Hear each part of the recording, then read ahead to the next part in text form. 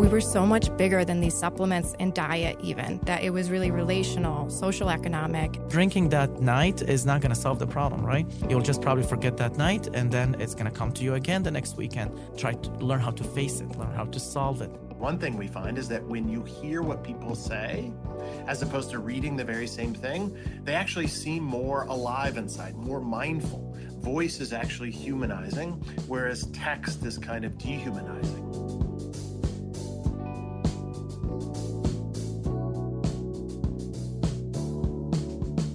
This is The Metro on 101.9 WDET FM. I'm Tia Graham. And for some of us, we have accumulated a lot of stuff, items we've collected throughout our lives. For example, recently, you went on a trip. You need new travel gear, of course. Moving into a new place, you'll need new decor, maybe a new chair in the corner, who knows? Oh, it's your friend's baby shower. Of course, that baby needs designer shoes. But are all those things really necessary? We all know deep down in our hearts the answer is no, but for some reason, we can't overcome the urge to buy new things. According to anthropologist Dr. Chip Colwell, our thirst for stuff is a result of decisions made by humans over the course of millions of years. He says in his book entitled So Much Stuff, when humans made the first tools, it sparked millions of years of possibilities that led us to where we are today.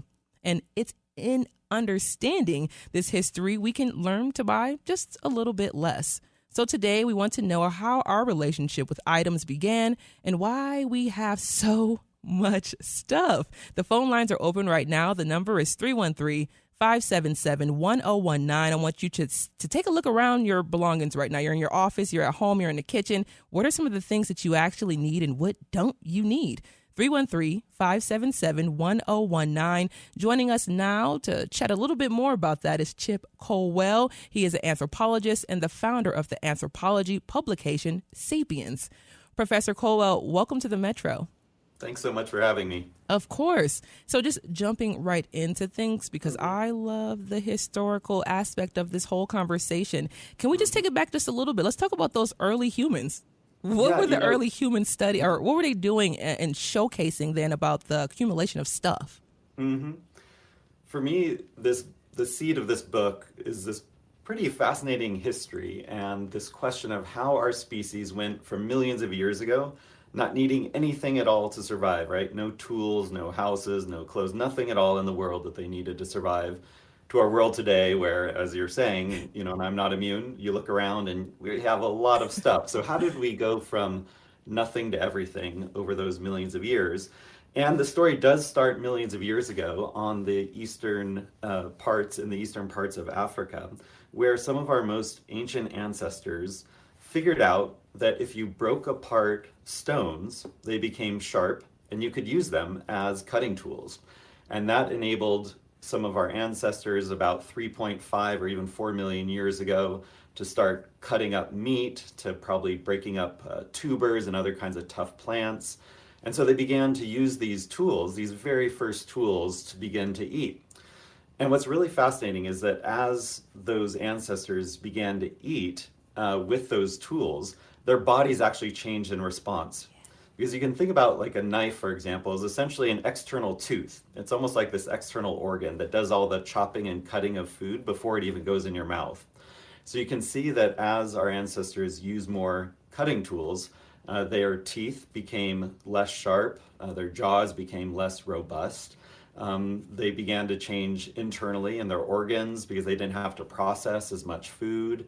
And so the body actually began this symbiotic relationship with stuff. So it was in those very first moments that we began this trajectory of needing all these things in our world to survive. And so we became these animals that can't survive without these tools.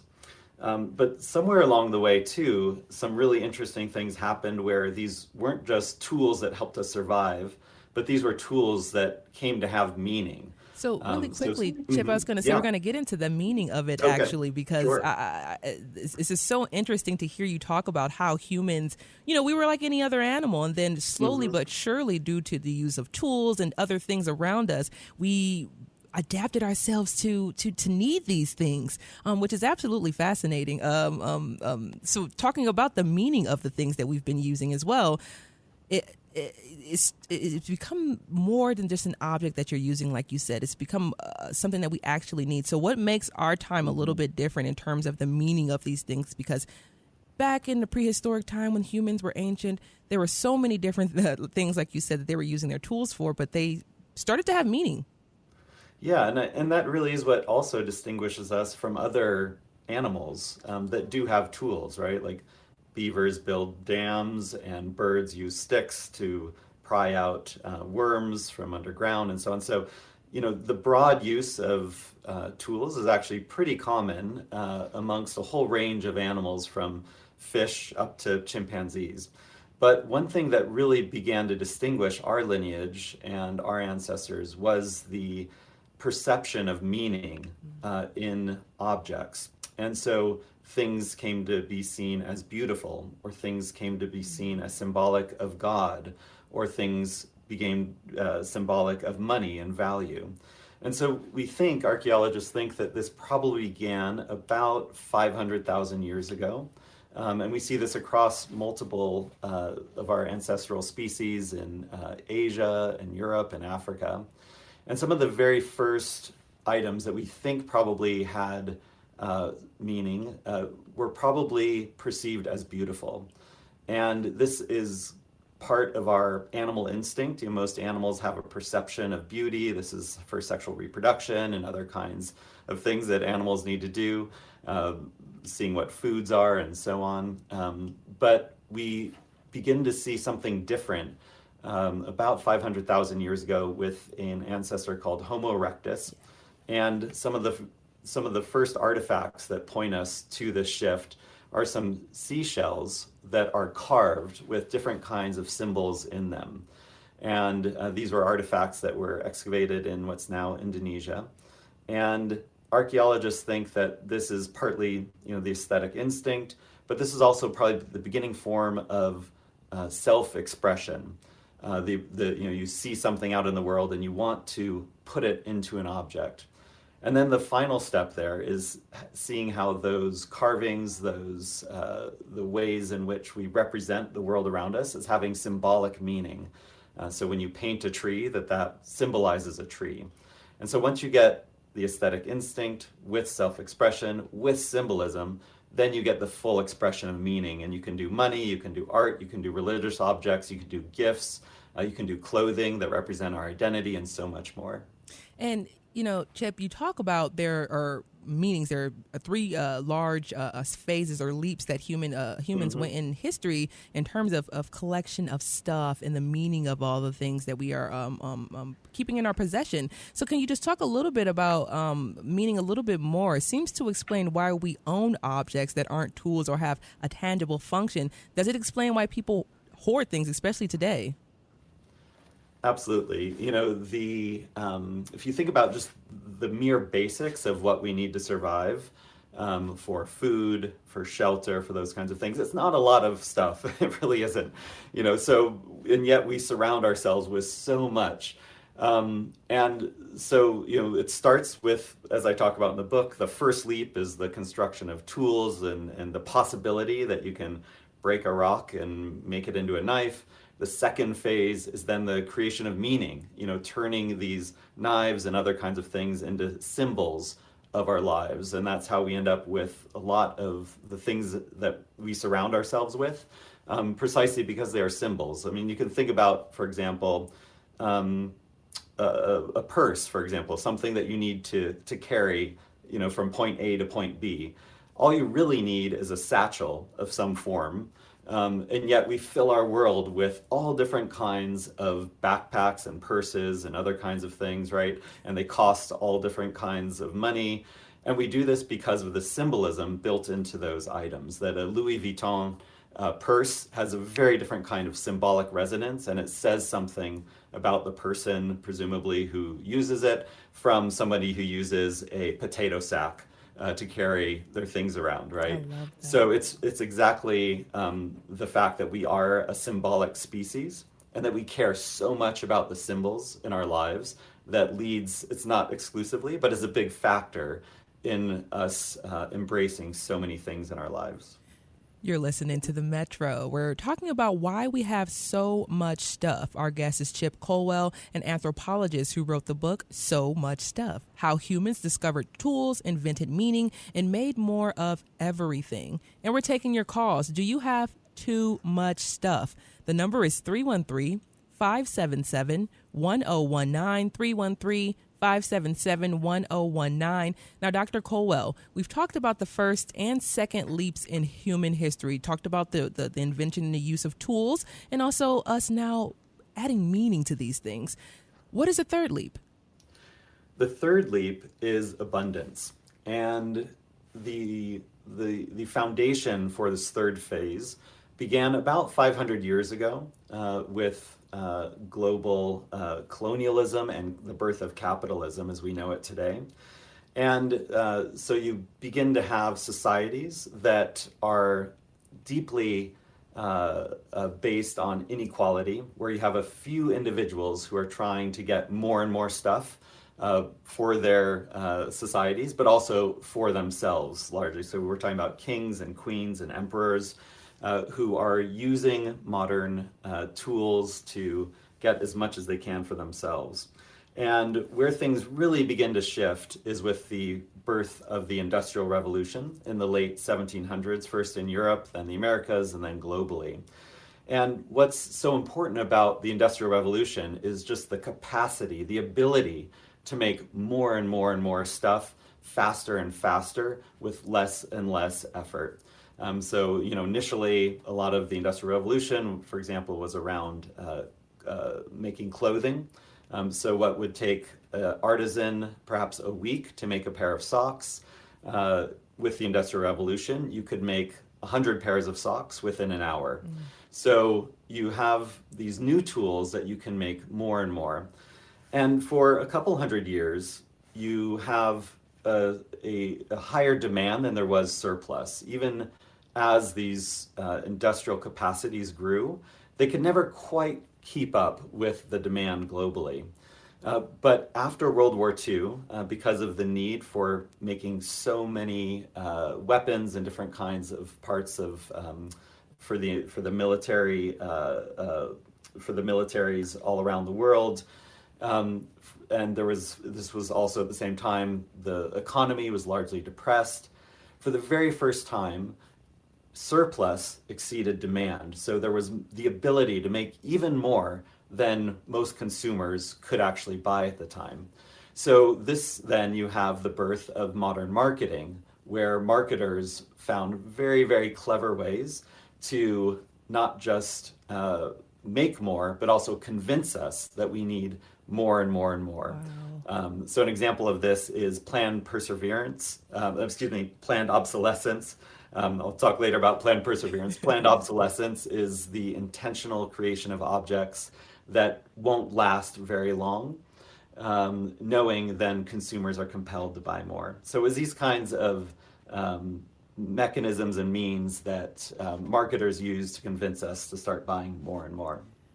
We can just honestly go on and on about that and the marketing and the way that consumers are targeted now. But you argue there are two different approaches, the practical and the ideological approach. Through your research, there are shifts you can point to in our society that cause us to accumulate too much stuff. You just talked about it a little bit there, that surplus time that we had, and it's just more stuff than we actually had people needing the stuff. So first, let's talk about how we practically, physically started having too much stuff. You did that a little bit with manufacturing, but why didn't, once we saw that we had a surplus, why didn't, as a collective, we said, hey, we don't need to make any more of that?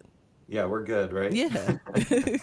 Well, it really was these tools of marketers and industrialists that were very clever in ways of tapping into the symbolic resonances that we feel for stuff, our kind of emotional lives, wanting to keep up with our peers, and the perception that new is better. So a good example of this happened, you're in Detroit there, right, and your audiences too. In the 1920s, car sales were actually dipping after an initial explosion of car sales. And part of the reason was that cars were actually being built pretty well, and that you didn't need to buy new cars because they were lasting, that they were not breaking down, and people were generally had the attitude that you buy something and you keep it for as long as possible. So in the 1920s, General Motors and Chevrolet and then others began to come out with the idea of that we can keep the same core car, automobile, as it is, but we can put on a new exterior to it and call it new. So this is where you begin to see the new cars come out every year that were being sold as new. But in fact, the only thing new about them was that they look slightly different than the previous year. Internally, the engine and everything else was pretty much the same. And so it was those kinds of tools that we then saw really an embracing of by marketers after World War II, and that we still see today. So, leap forward to today with fast fashion, where for many years, fashion houses would release clothing lines twice a year, a summer and a winter collection. But today with fast fashion, you have many fashion houses that are releasing 6, 8, 12, sometimes even 20 new lines every single year, so that you are compelled, they're trying to compel us to buy what's new and fashionable instead of twice a year, up to 12 or even 20 times a year. Chip, I personally am a fashion, I love to follow what's going on with the trends and the fashion and everything. And that's one thing that I've just been overwhelmed with, the amount of stuff that's being thrown at us. This is a new trend, and this is a new trend, and this is new, and this is, and you should try. And I'm just like, I don't want to keep up. I just want to look cool and have a good time when I'm shopping. And right now, it's just like a lot of that fun has been taken out of it because it's so overwhelming. So people right now, we are talking about the cost of living. It is extremely high, but we also spend a lot on junk. Just how much do Americans spend on junk? What do the junk drawers look like right now? Well, I know mine's pretty full. Mine too. But, and I'm not immune from this. I think one really fascinating part of researching and writing this book is just looking around at my own life, so there's no judgment here, it's like we're all susceptible to what's happening in our world. But there are real costs, right? In our own lives, as you say, this kind of just breathless attempt to always keep up and never getting to where we need or want to be or hope to be. And there have been studies, for example, that show that for most major purchases that you really look forward to, like a new car, a new house, the shine of that, the happiness factor wears off after about 6 months. Yeah. So that's about as much time that you have. There've been studies even of lottery winners, people who come into like massive amounts of money and they can buy just, more than they've ever dreamed of. And usually after about a year, the happiness wears off, even for lottery winners. So, none of us are immune to this desire for more, and yet the realization that more rarely makes us happy or actually leads to better lives. And then, of course, there's the environmental consequences. A lot of that fast fashion, for example, that we're tossing away here in the United States ends up places in like West Africa, where there's a secondary market for some of the clothing, but a lot of the clothing just ends up being thrown away, and they don't have landfills there and the other kinds of capacity to actually handle that much waste. So a lot of it ends up in rivers and the oceans, and has led to some just horrible environmental costs for people who have to live in the aftermath of our waste. Chip, we're going to go to a quick break, and when we come back, we'll continue this conversation with Professor Chip Colwell. He's the founding editor of anthropology publication Sapiens and the author of the book So Much Stuff. We'll also take your calls. Do you need all of the stuff you have? Are you getting ready for a spring cleaning purge? Is all your stuff driving you crazy? The number is 313-577-1019. We will be right back. This is The Metro.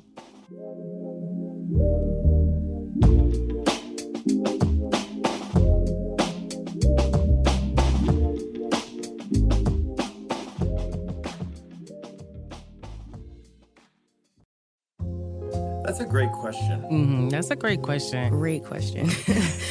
That is a really excellent question. And this is where, it gets a little bit harder. Absolutely. It is a great question, and it's one that has real relevance. Good questions, hard questions, even surprising questions.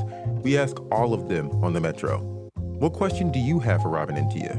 Let us know. Go to the WDET mobile app on your phone, hit open mic, and let us know your name, city, and the question you think we should be asking.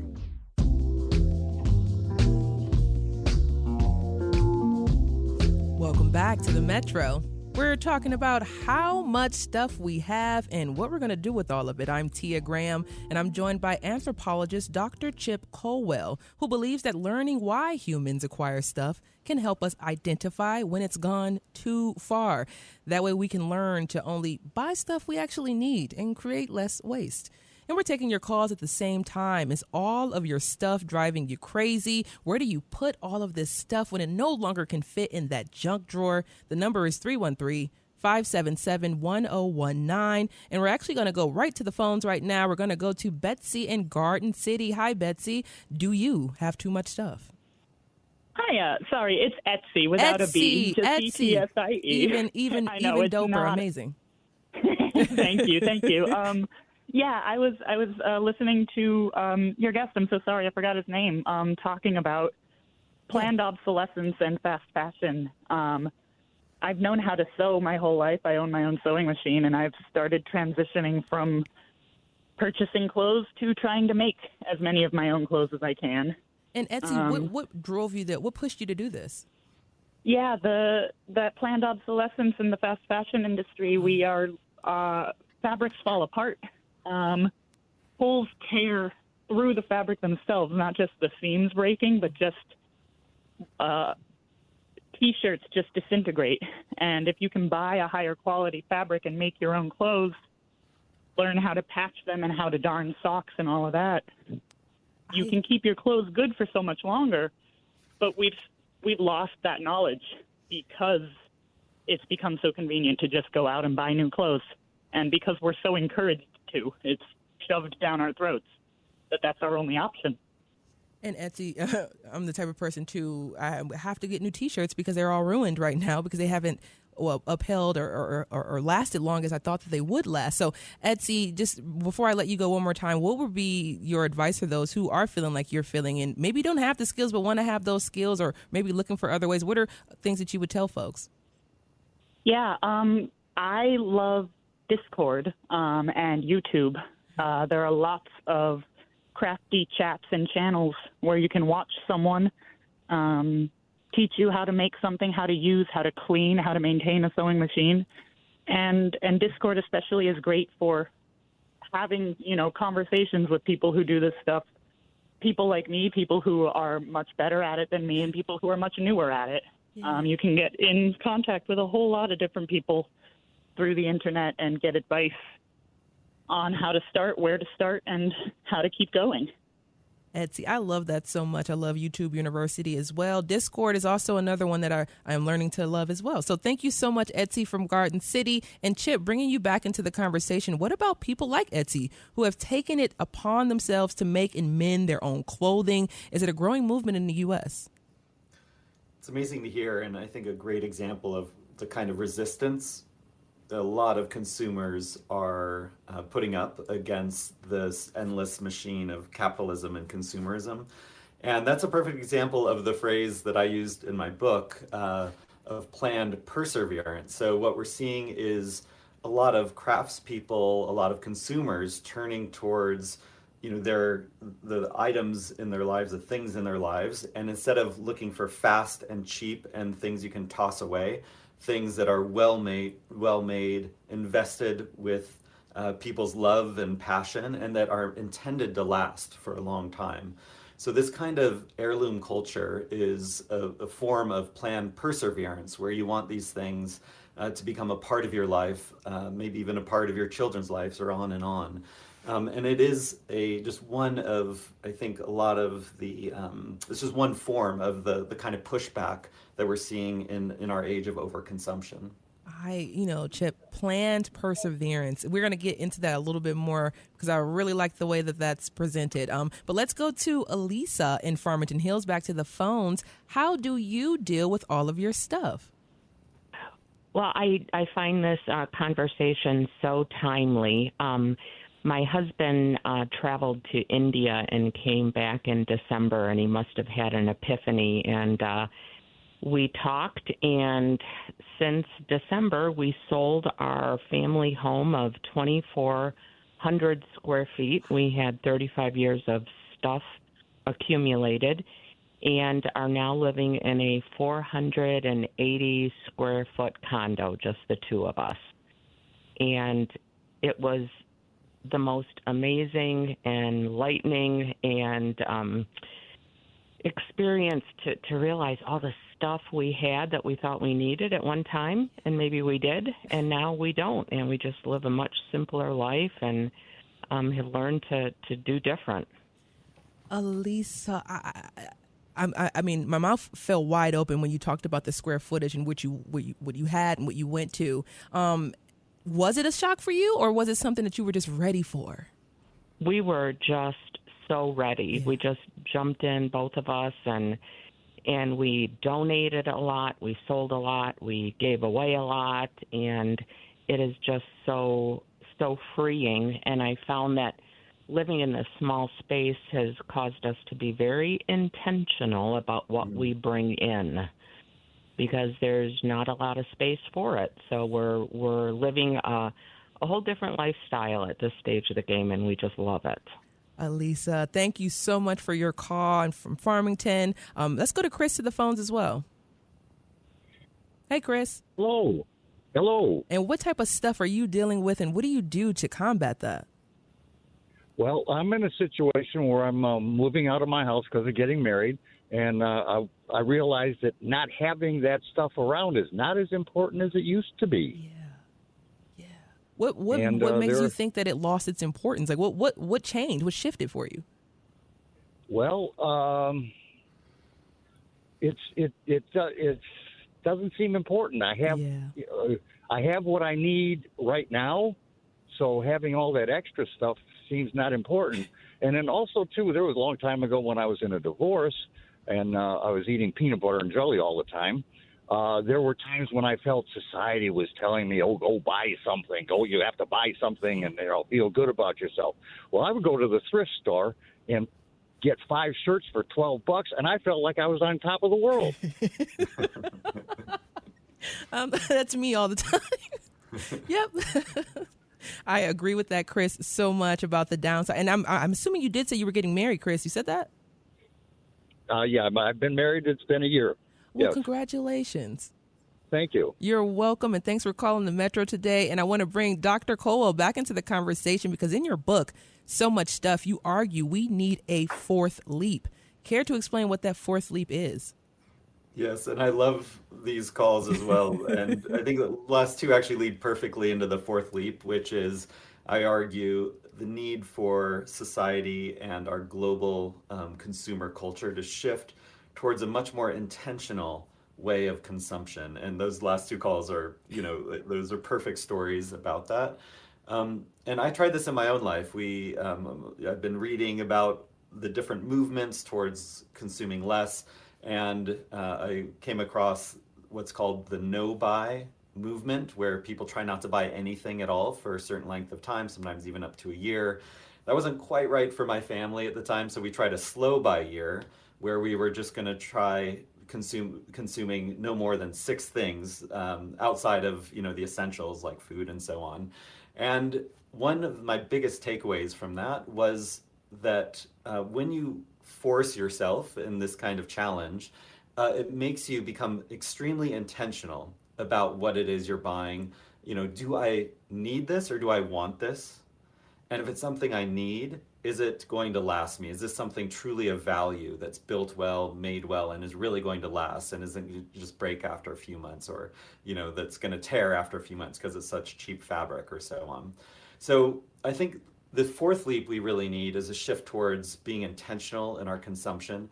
But that's not quite enough, because if you look at the scale of what's going on in the world, we need solutions at scale.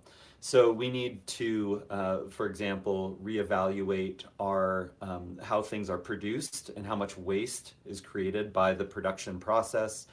There's a movement even in Michigan, in Ann Arbor, what's called a zero waste movement, where you have what's called circular economies, where things are made, used, and then reused or recycled in a kind of closed loop system. So we need this fourth leap at the individual scale, how we are, personally deciding what to buy or not to buy, but we also need much bigger solutions around waste, around production, around consumption. Dr. Chip Colwell is a professor of anthropology and the founder of Sapiens, an online magazine about all things anthropology. Dr. Chip Colwell, thank you so much for joining us on the Metro. Thank you. It's been really fun. Yeah.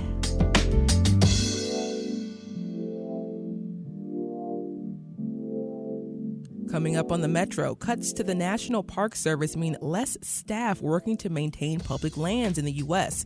Amid these cuts, Interior Department Secretary Doug Burgum says national parks must remain open and accessible to all. Advocates say that could be a challenge. We'll hear from WDET's and the Metro's Robin Vincent up next. This is WDET-FM, Detroit Public Radio, your connection to news, music, and conversation. And this is the Metro. Stay right with us.